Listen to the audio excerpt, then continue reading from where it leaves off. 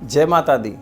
इस साल चैत्र के नवरात्र 9 अप्रैल से आरंभ हो रहे हैं और हिंदू धर्म के अनुसार इसी दिन से नववर्ष भी हमारा असल में आरंभ होता है, क्योंकि अभी तक जो हम मनाते थे वो हिंदू धर्म के अनुसार 1 जनवरी का नहीं होता, ये चैत्र के नवरात्रों से ही आरंभ होता है। और ऐसी मान्यता है कि कोई भी व्यक्ति भाव और विश्वास के साथ पूजा की सभी विधि और नियमों से यदि हम इस नवरात्र को मनाते हैं तो माँ भगवती की कृपा सहज में ही प्राप्त हो जाती है और उनकी इच्छा से ही हमको तरह तरह के फल और वरदान भी प्राप्त होते हैं। इस नवरात्रि पर एक नहीं कई शुभ संयोग बन रहे हैं। ये नवरात्र विशेष है।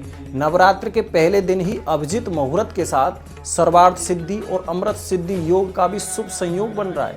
इसके साथ ही अभिजित मुहूर्त दोपहर 12:03 से 12:54 तक रहेगा। ऐसे में इस बार नवरात्र बहुत ही अद्भुत संयोग से हमको प्राप्त हो रहे हैं। सबसे पहला, व्रत करने वालों के घर में शराब, तंबाकू और मांसाहार भूलकर भी उपयोग न करें।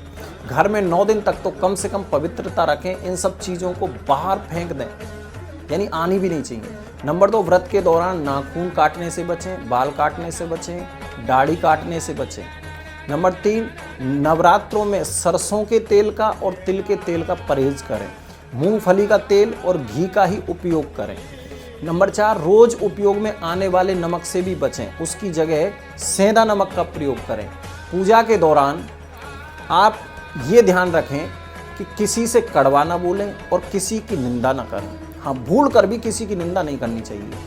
इन वस्तुओं से भी बचें, जैसे काले कपड़े भूल कर भी ना पहनें। अगला नियम है, अपनी पत्नी, माँ, अपनी बहन अथवा कन्या का भूल कर भी अपमान ना हो। और सिर्फ अपनी ही नहीं, किसी भी कन्या का, किसी की भी बहन हो चाहे माँ हो, इन सब का भूल कर भी अपमान ना करें।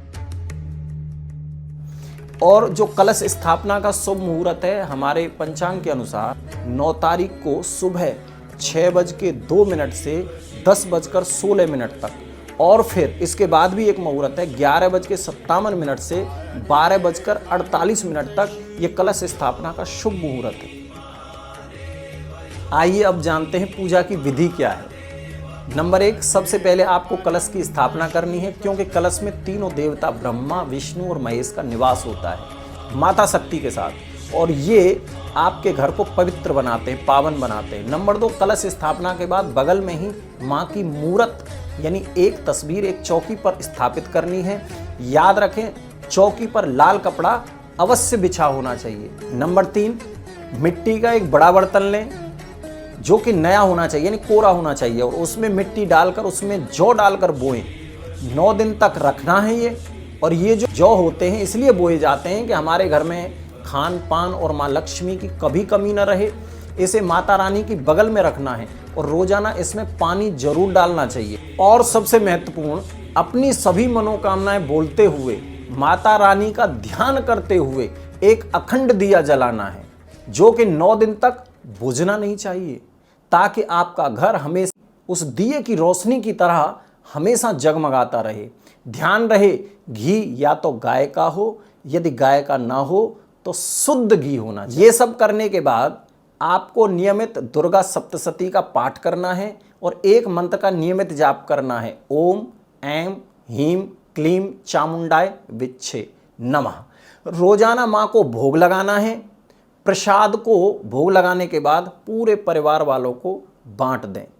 ये सब नियम आप करोगे तो माँ बहुत जल्द आप पर प्रसन्न होंगी, आप पर कृपा करेंगी और आपके घर में सुख समृद्धि लगातार बढ़ती रहेगी। जय माता दी।